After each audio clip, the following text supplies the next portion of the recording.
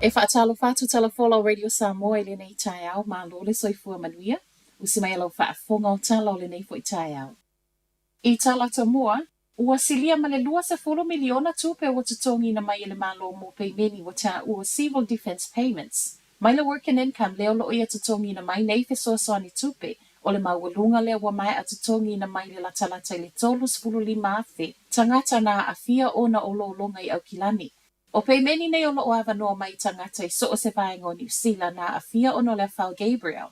Mai Maya Julia Lynch o le komisina o le Regional Public Service e ta tau na fiso o tai e tangata i loa ai, po o a fiso aswani e mawhaio na ngava ai o le a fo i le fiso aswani o lo mawhaio na maua.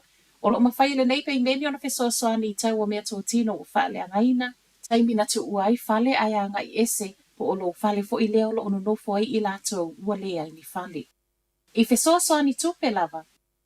Ele i ato se tolu i tu la talo na tatala le ava noa mo talo sanga o le 25 miliona. Ai ua silia ma le tolu se fulu talo sanga whaulu.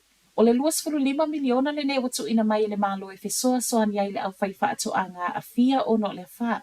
Ma o le ana tatala alo ia i le toe kuata i le tula e lua i le awa uliana nafi. E a whane le whaile fiafi, wa tolu sfulu lua talo sanga ua wha watu. Ma o le afa o talo sanga neia mai Hawke's Bay. O se fesoasoani tupe o tu ina mai e fesoasoani mo ngā luenga o lo mo mia vave o na toe wha alilei e wha atoanga. Wha teile mautino o le mau o le suawai mo mea ola, wha mamapala pala toa a wale wha asawino to ngā la au aina wha apea to ngā vine, ai mai seile whai o pā. Mai le matanga luenga o primary industries o lo ngā lue nei i le wha asoa ina o le nei fesoasoani tupe. Ngai nai la New Zealand malona tamau a inga o le sau wao Gabriel, ua toi si le official cash rate po le OCR. 5 basis points ua toi alui nei ilunga, ma o le ua wha tesi fitu 5%. Ai ele ianu ilunga i le pasene o iai nei. E lua si itanga sa va ai il committee le Monetary Policy Committee. O le 5 basis points po le fitu 5. E ui fo iolo a afia le tamau a inga o le fasa iai nei, e le o mawhaiona i loa tonu i le taimi nei le te leo le a fianga tau tupe. Ma ufai mai ele ko vana le fale tupe tu to tonu. Po le Reserve Bank, Adrian Owen, o se si itanga o whaia i a tau wha atonu tonu ai le alu i lungo le inflation. Po o le alu i lungo le tau o loa ma au nanga, ma sawa i lava i lalo ma le malo si ango le tupe. Ma sau no ai fo il ko vana a o toe wha atu lai mai ele community o na o mea u wha alanga i nei le wha. O lo ofesoa soani fo ilia i le inflation ma le taami longa i totono le tamau a inga. Ua whai mai ei man whale tupe o no alu i lunga tau o nisi o loma au nanga i vai aso o i luma. Ua wala au maila soifua malolo i nei pase se na whai malanga mai Jakarta, tau nuu i sini au Sitalia, ma wha wau mai ei ni usile le aso luro le vai aso wha ato a umatu. E wala au vave le Healthline. I se pepo wha mtalanga me le te whatu worana nafi, o lo o mo o mia vave, ma e tā ua tele le wala au le Healthline, o no le ono a fio i la tau nei le misela. O lo o whai mai ei fo i o le pasese ua wha maoni e le misela, o lo o iei nei au Sitalia.